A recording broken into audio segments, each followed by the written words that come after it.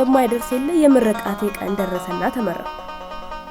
ከምረቃ በኋላ ዘመድ አዝማድ በተገኘበት በአንድ ሆቴል መሳፍንትና ጤና አዳም የምሳ ግብዣ አደረጉ።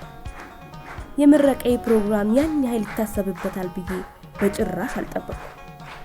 ምሳ ግብዣው እሱ ቤትም ሆነ ከጤና አዳም ቤት ያልሆነው ጠባብ ስለሆነ ነው ይበሉኝ እንጂ ለድምቀቱ ታስቦ እንደሆነ ገምቼ ነበር። ሌላም ግምት ነበር።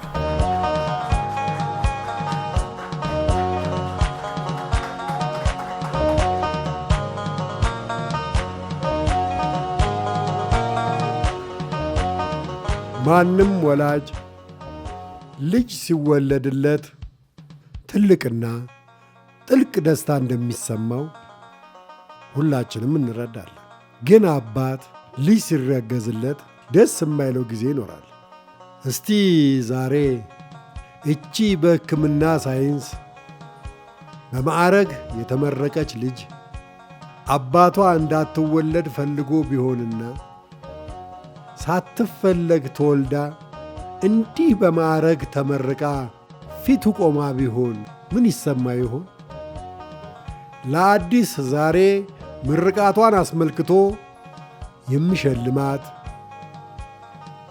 ከተወለደች በዓይናቸው አይተዋት የማያውቋትን አያቷን የእናቷን እናት ነው። በስልሳ ዓመት የተወለድ ሰዎች የሞተችው ልጅ መቃብሯ ፈቅዳ መውጣቷን ከሰማ ስድስት ወር ሆነኝ። እንቅልፍ በዓይኔ ዞሮ አያውቅም። ሞት አፈር ይብላ፣ ደስ አይበለው። መውለድን ያህል ጸጋ ሰጥቶናል። ልጄን የአዲስ አበባ ጎዳና ቢበላብኝም የማህፀኗ ፍሬ ፈጣሪ አገናኝቶኛል። እንደገና የወለድኳት ያህል የሚሰማኝ አፈር ሳይቻለ የልጄን ሽታ አሳየኝ።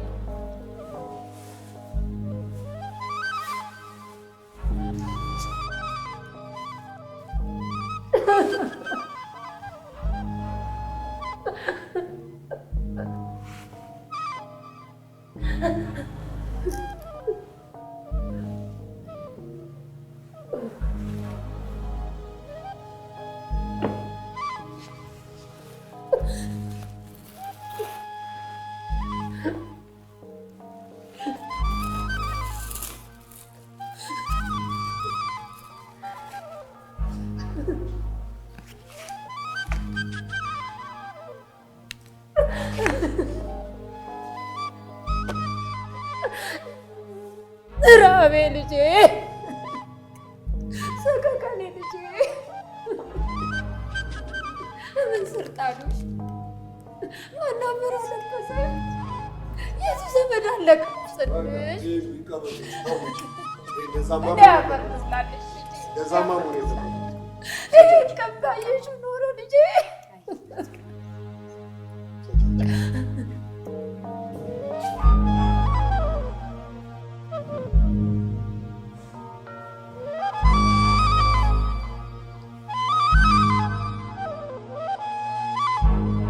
አንድ እንግዳ ወደ መድረኩ ጋብዛለሁ። ራሷን ታስተዋውቃችኋለች። ትዕግስት፣ እባክሽ ወጥተሽ ራስሽን አስተዋውቂ።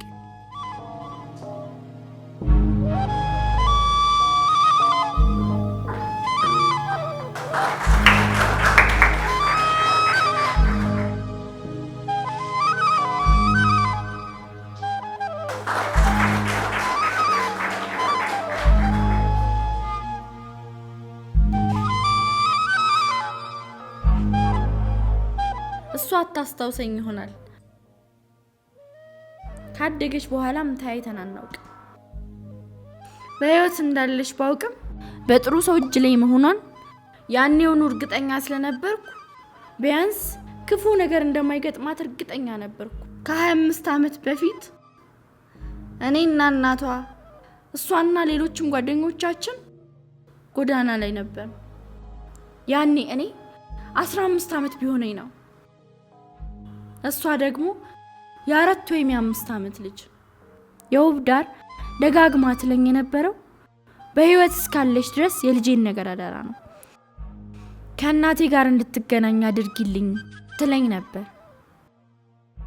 ይህንን ያህል ጊዜ ሳልጠይቃት በመቅረቴ በሀፍረት ብሸማቀቅም እዚህ ደርሳ በማየቴ ከማንም በላይ ደስተኛ ነኝ። የእናቷን ምኞትና ጥንካሬ በሷ ውስጥ ሲሆን ከመቃብር ባሻገር ነፍሷ የምታያት ያህል ነው የሚሰማኝ። እኔም አሳዳጊ ቤተሰብ አግኝቼ ሐዋሳ ነበር የምኖረው።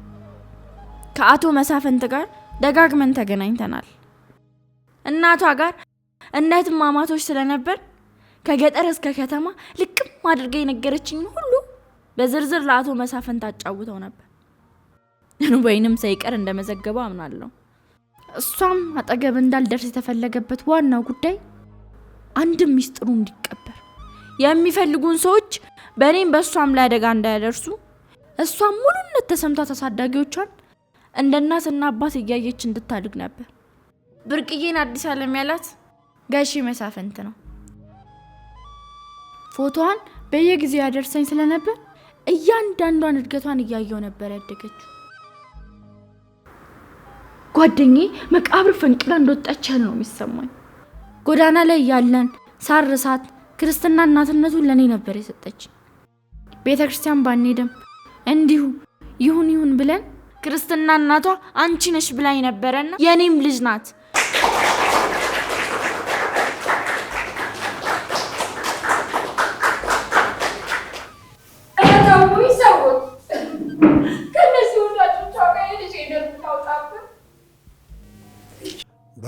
በቃ ብዙ ተነጋግረን የለም እንዴ ማማ?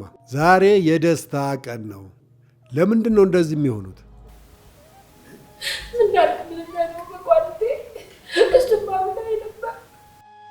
አረፍ ይበሉ።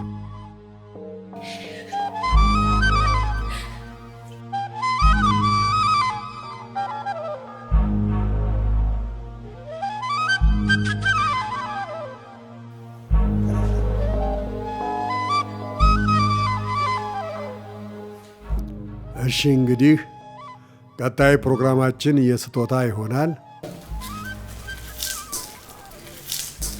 እሺ ይህንን ስጦታ ያዘጋጀሁት ለአዲስ ነው።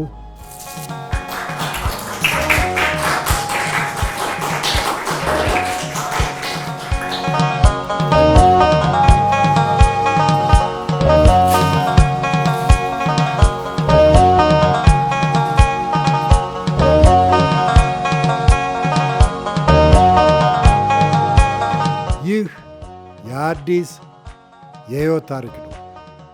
ከጎዳና ተነስታ የሕክምና ትምህርት አጥንታ ከዛሬዋ የምርቃ ዕለት ድረስ ያለውን ሕይወቷንና ገድሏን ሌሎችም እንዲማሩበት እሷን ብትሆን በራሷ ስኬት እንድትረካ ማንነቷን እንድታውቅ ታልሞ የተዘጋጀ ነው።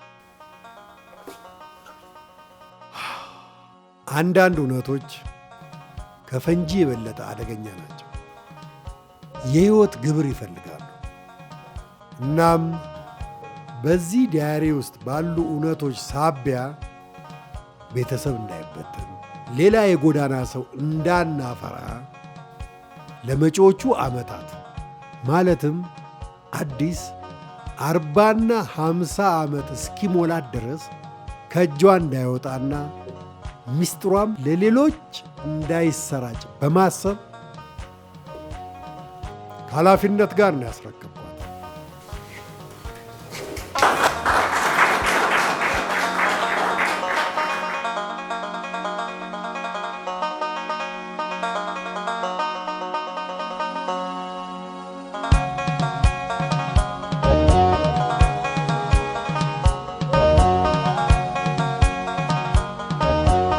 መሳፍንት ከእናቴ ስር መሰረት ጀምሮ መረጃ ለማሰባሰብ እንደ ድልድይ ያገለገለችው የእናቴ ኩያ የጎዳናና የቅርብ ጓደኛ የነበረችው ትግስት ነበረች።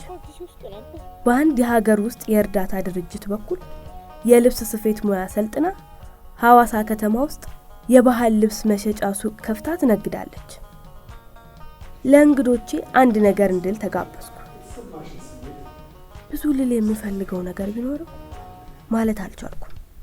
ዝግጅቱ በእርግጥም ለኔ ከሰርፕራይዝም በላይ ሰርፕራይዝ ነበር። ስሜቴን ለመግለጽ ከአንደበቴ ይልቅ እንባዬ ቀደመ።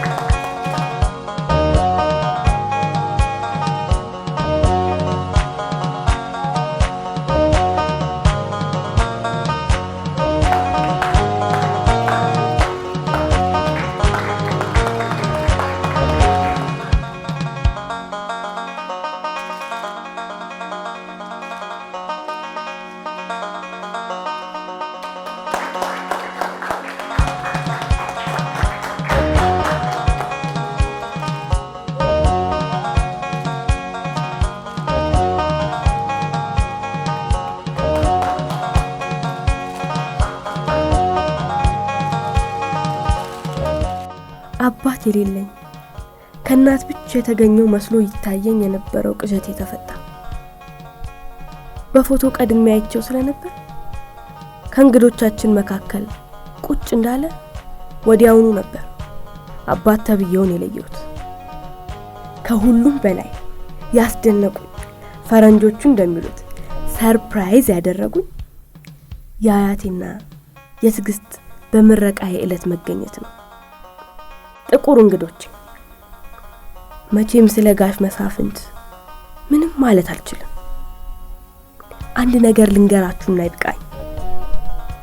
እኔ ከዛሬ ጀምሮ አዲስ መሳፍንት ነኝ።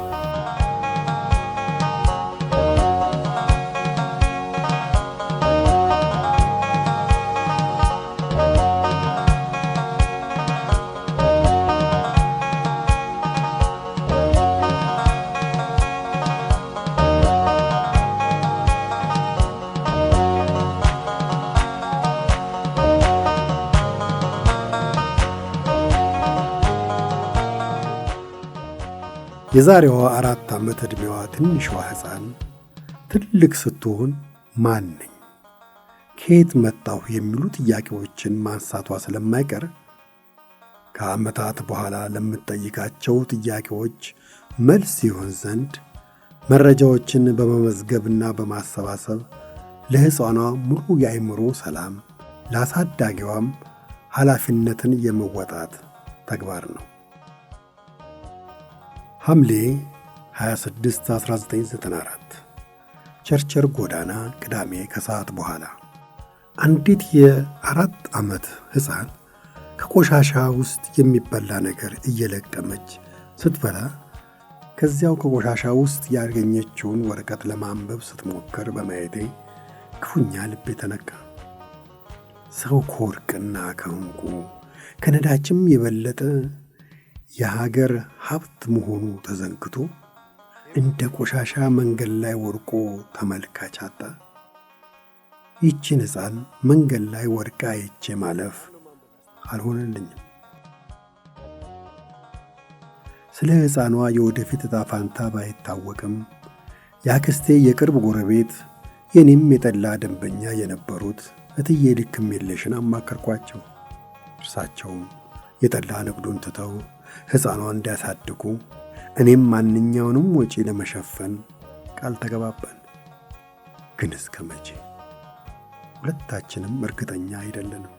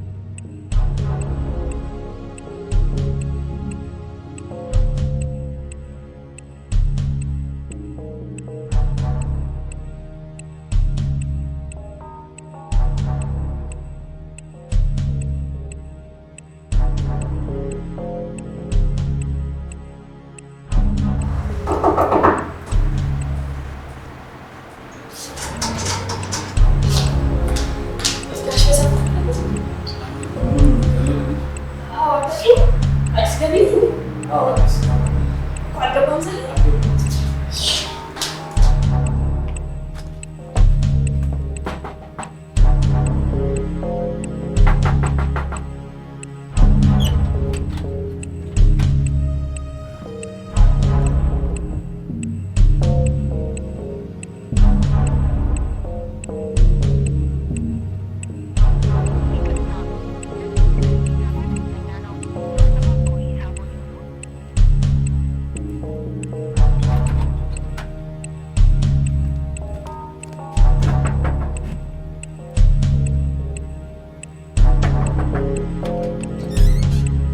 ሰላም ነው? ጤና አዳም የለችም? ጤና አዳም ሆስፒታል ትናንት ዘመድ ታሞብኛል ብላ ሄዳ ነበር። አልተመለሰችም? የቅርብ ዘመድ ነው መሰለኝ። የመኪና አደጋ ነው አሉ። እሺ፣ አመሰግናለሁ።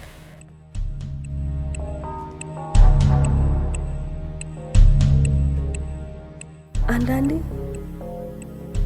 ውስጤ ሲከፋኝና ደስታ ሲርቀኝ ወይ ጤና አዳም ዘንድ አሊያም መሳፍንት ዘንድ እሄዳለሁ። ጤና አዳም ቤቷ ተዘግቶ ሳገኘው ድንገት ራሴን አመመኝ። ሁልጊዜም ከልክ በላይ ይንከባከቡኛል። የማይቆጡ የማይጋረፉ ወላጆችን ይመስሉኛል። የሚወዱኝ ሳይሆን የሚያዝኑልኝ ይመስሉኛል። እኔ ጓደኞቼ ሲያደርጉ ሳይ በእነርሱ ላይ ስጮህና ስቆጣ ሲያባብሉኝና ሲለማመጡኝ የሆነች በሽተኛ የሆንኩ እንዳልሞት የምጠበቅ የአይምሮ ችግር ያለብኝ ስለሚመስለኝ ዝም እላለሁ። ይከፋኛል። እንዲቆጡኝ እንዲገርፉኝ ይፈልግ ይመስለኛል።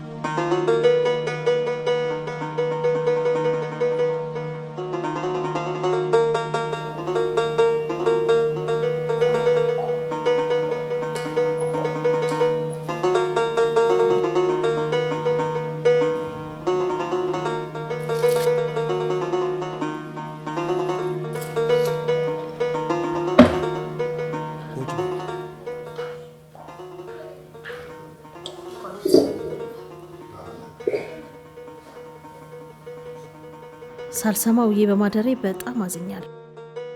እኔን ተወኝ፣ ልጅህ እንኳን እንዲህ እስክትሆን ድረስ መስማት የለባትም። እኔስ በሆነ ያንተ ክፉ ነገር ማያሳስበኝ ይመስልሃል?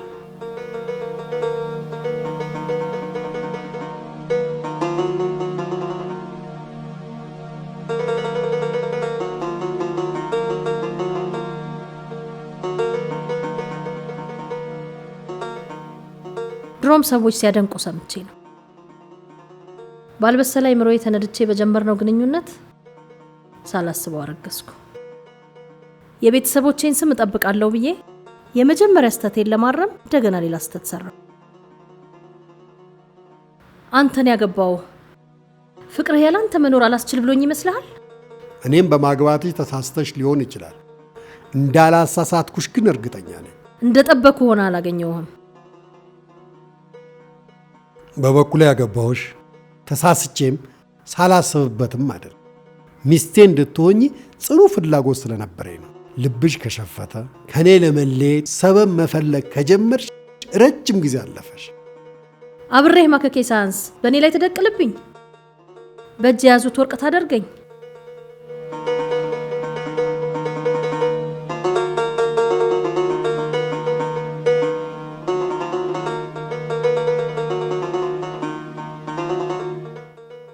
ልጄን ታውቃታለሽ አይደለም? አዲስ የልጄ እናት ሮዛ ማለት እሷ ነች። ድጋላይ ነች። እኔን አትመስልም አይደለም? እድልህ ነው። ልጅህም እኮ አንተን አትመስልም።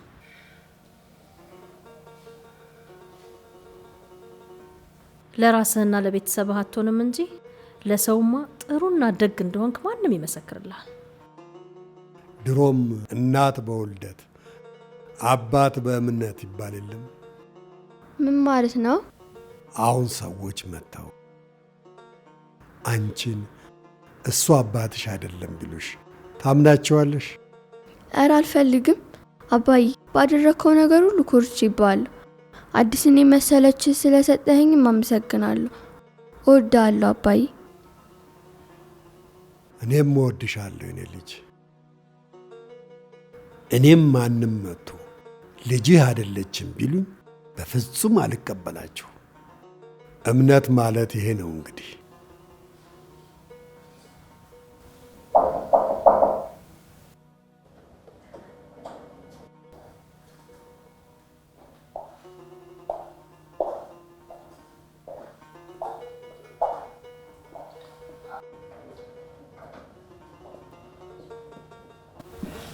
እንዴት ነህ አሁን? እግዚአብሔር ይመስገን። በእኛ በኩል እንደ ትራፊክ ፖሊስ አደጋውን በመመርመር ስራ እየሰራን ያለ ነው። አሽከርካሪው በቁጥጥር ስር ውሏል። ምርመራችንን በአግባቡ እናደርጋለን። የሚቀጥሉት ጉዳዮች ምርመራው ከተጣራ በኋላ ሕግ ፊት ቀርቦ የሚጠየቅ ይሆናል። አንዳንድ ጥያቄዎችን ለመጠየቅ ያህል እስኪ በወቅቱ የነበረውን ሁኔታ ባጭሩ ብታስረዳኝ ለሪፖርት እንዲመቸን።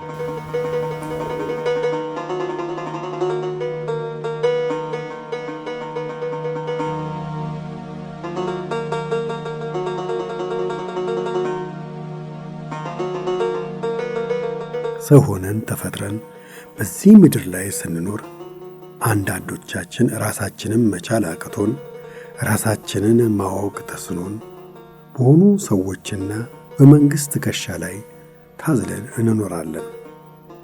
አንዳንዱ ለሌሎች ባይተርፍም ወጥቶ ወርዶ ራሱን ችሎ ይኖራል። በጣም ጥቂቶቹ ደግሞ ከራሳቸው አልፈው ለቤተሰብ፣ ለማህበረሰብ፣ ለወገንና ለሀገር እንዲሁም ለሰው ልጅ የተትረፈረፈ ነገር ያላቸውም ብሩካን አሉ። ያቺ ከጎዳና ላይ የተጣለች ልጅ ኃላፊነት በሚሰማቸው አኩሪ ወገኖች አሻግረው በሚመለከቱና ለሆዳቸው ከማሰብ ያለፉ ዜጎች ለቁም ነገር አብቅተዋታል። የሀገር ሀብት፣ የወገን መመኪያ አድርገዋታል። እንክብካቤ ያላገኘና ያልተጠበቀ ችግኝ ዛፍ ሆኖ ፍሬ አይሰጥም።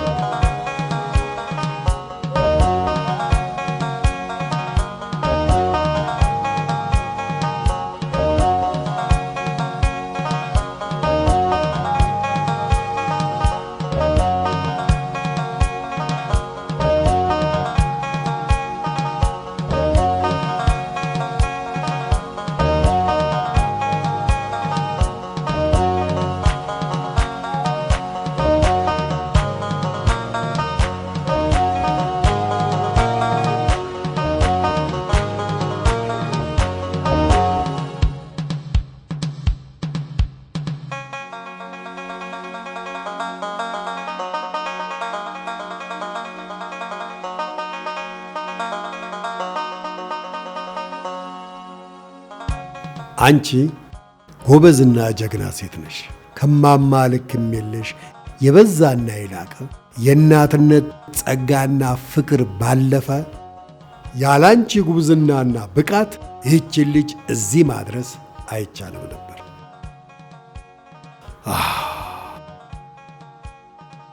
አሁን በጣም ደስ አለኝ። የ25 ዓመት ፕሮጀክታችን ተጠናቀቀ።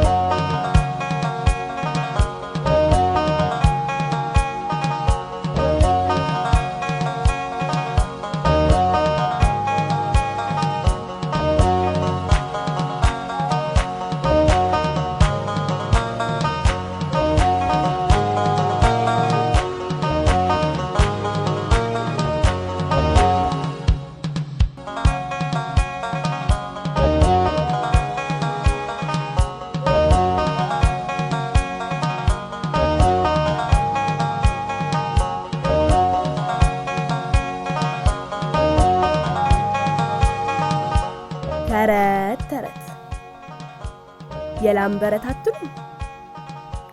በጣም ትምህርት የምትወድ አንዲት የገጠር ልጅ ነበረች። ስትማር 7ኛ ክፍል ትደርሳለች።